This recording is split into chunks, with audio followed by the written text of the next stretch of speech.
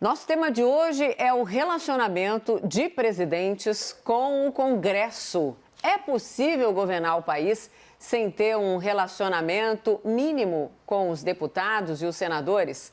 O presidente Jair Bolsonaro até agora não conseguiu, né? Aí uma vírgula ou não quis. Daqui a pouquinho os nossos debatedores vão escolher qual das vírgulas.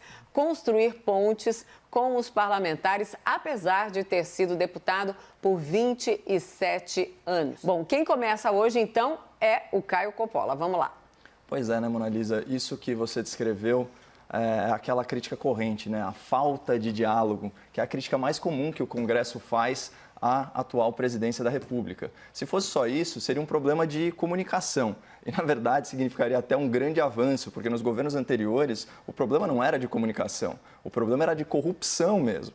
Mas quando eles falam em falta de diálogo ou na tal falta de articulação, isso é só um eufemismo, pessoal. E o que é eufemismo? É uma figura de linguagem que ameniza, né, que suaviza o real teor das coisas, o teor ofensivo das coisas. Vocês acham mesmo que o político típico do Brasil está preocupado com o diálogo? Ele quer influência, espaço, poder.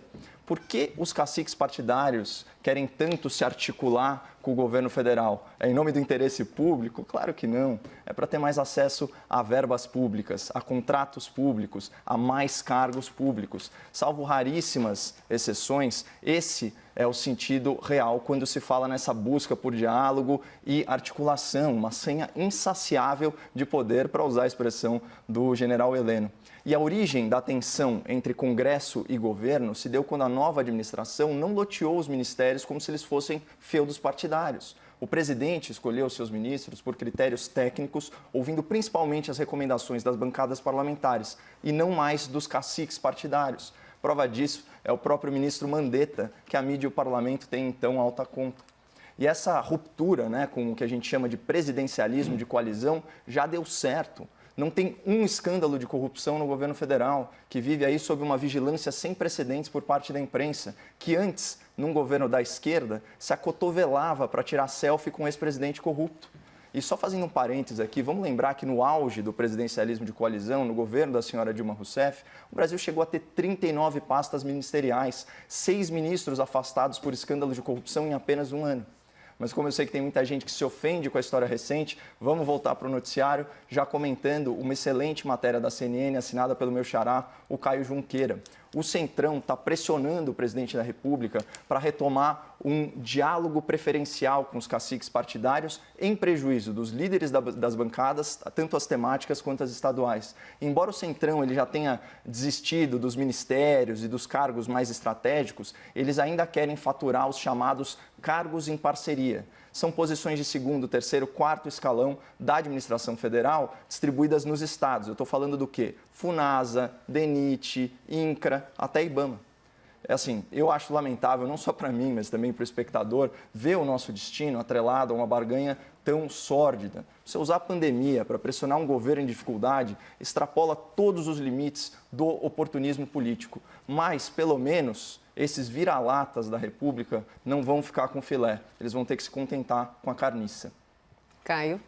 Olha, eu não culpo, né, o cidadão que, nas palavras do Dr. Augusto, demoniza a política. No fundo, são generalizações, e a generalização nada mais é do que uma proposição de caráter geral. Ela não exclui a exceção, né? Então, é óbvio que quando se faz uma crítica ao Congresso, quando eu venho e falo, olha, o Congresso era comprado, não estou me referindo a todos os membros aí desse colegiado, né? A gente não pode ser ingênuo nesse sentido. Então, feita essa ressalva, eu não culpo a demonização da política pelo cidadão brasileiro, porque a gente teve agora, na sessão de sexta-feira, né, já que você também trouxe à baila aí a figura do autoritarismo, a gente teve um presidente da Câmara atropelando o regimento, né, e não colocando a voto, né, a reversão, né, a alocação dos 3 bilhões de reais do fundo partidário e do fundo eleitoral para o combate à pandemia do novo coronavírus. Assim, isso é de uma falta de empatia que beira a psicopatia, que beira a sociopatia.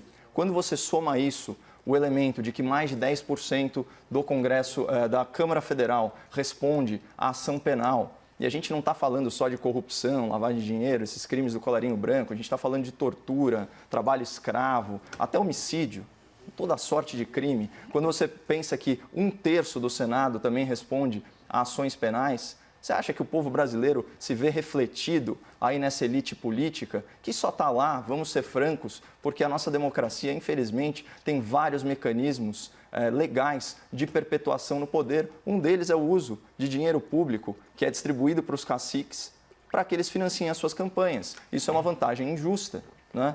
E não só esse, tem N outras formas aí de você se prevalecer durante as eleições. Então, eu não culpo tanto esse clima hostil contra os políticos, porque isso é consequência dos seus próprios atos. Agora, o questionamento que é muito válido na fala do Dr. Augusto é qual o sistema?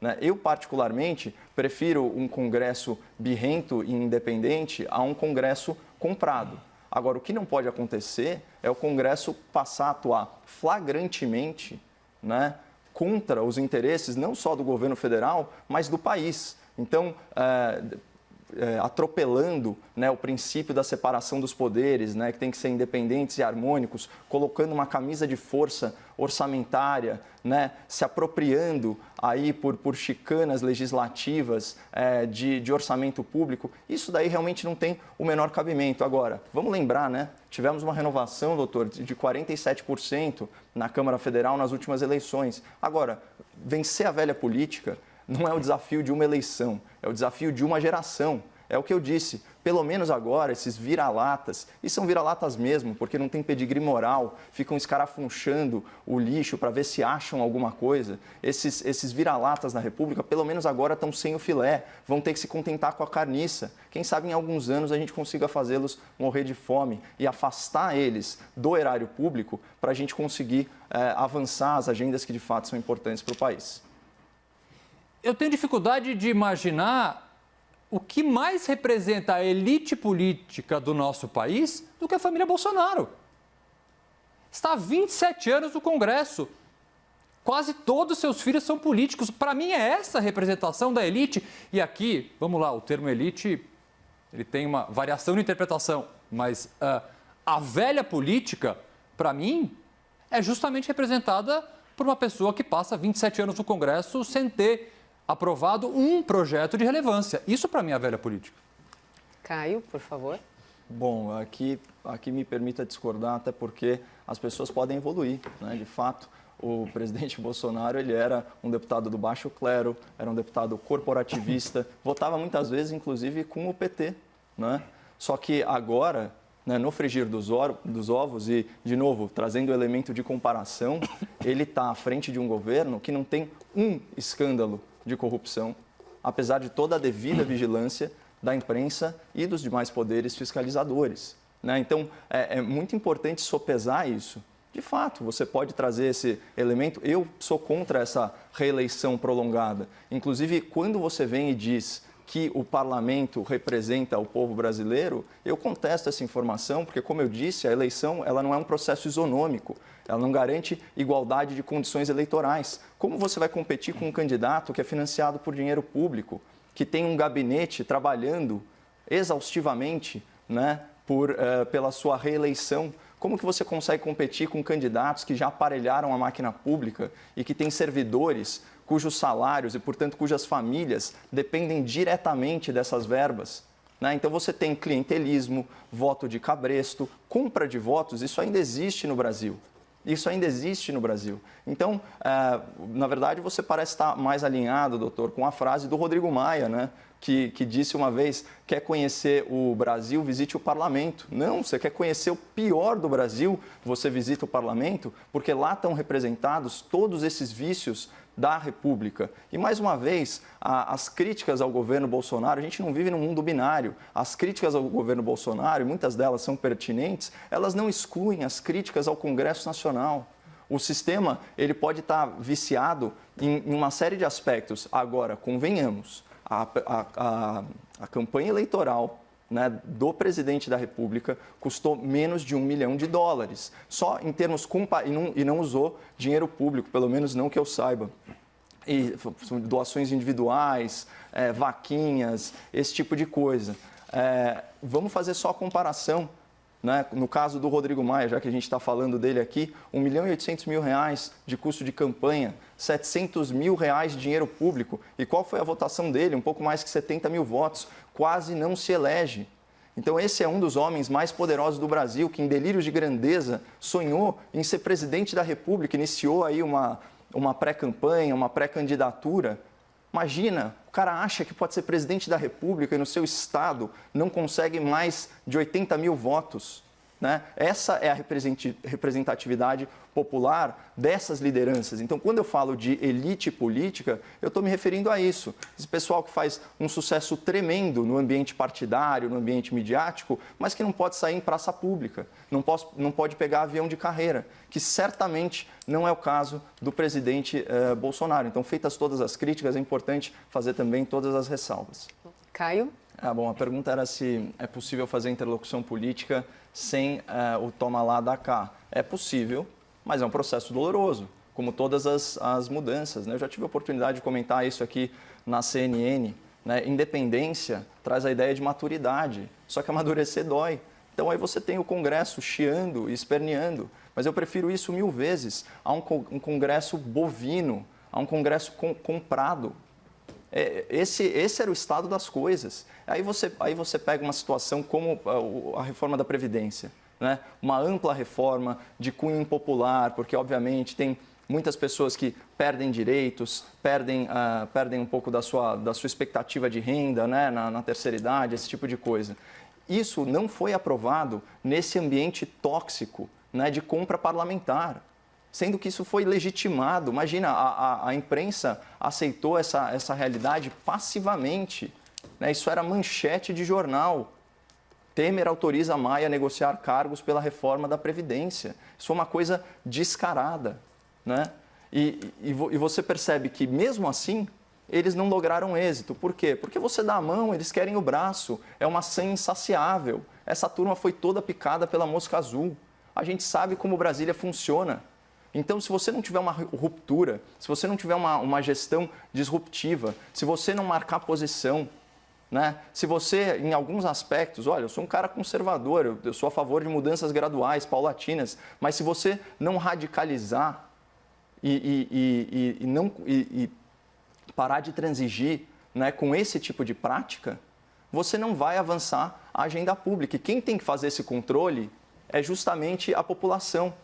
Porque quando o governo federal estava empurrando a reforma da Previdência sem precisar lotear os ministérios, a imprensa, grande parte da imprensa, estava comprando a narrativa de que o governo estava atrapalhando, né? De que o Rodrigo Maia era o pai da reforma da Previdência. Ora, se fosse o pai, essa criança demorou muito para nascer, né? Porque não foi em 2017, não foi em 2018, foi só nascer em 2019 e depois de muito esforço, de muita pressão popular e desidratada. Vamos pegar, já que a gente estava falando do Centrão, pegar aquela frase lamentável, né, do Paulinho da Força, quando diz que com as verbas, né, economizadas aí pela reforma da Previdência, qualquer idiota se reelegeria. Então, a preocupação do Centrão, fisiológico, né? Não é o interesse público, não é o melhor para a nação, não é o melhor para a saúde fiscal do país. É prejudicar o orçamento durante a gestão do governo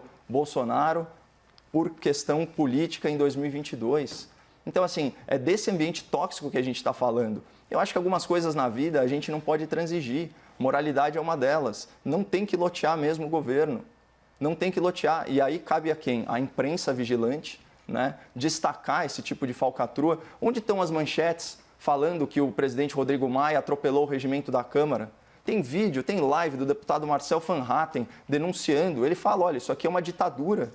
Isso aqui é uma ditadura. Qual foi a linha de argumentação do Rodrigo Maia quando o deputado Paulo Ganimi pede a palavra? Né, uma questão de ordem, teria que ter sido dada a palavra para ele, teria que ter sido submetido o destaque do fundo eleitoral. O que ele fala? Não, o presidente sou eu. Ele dá uma carteirada. Isso é autoritarismo.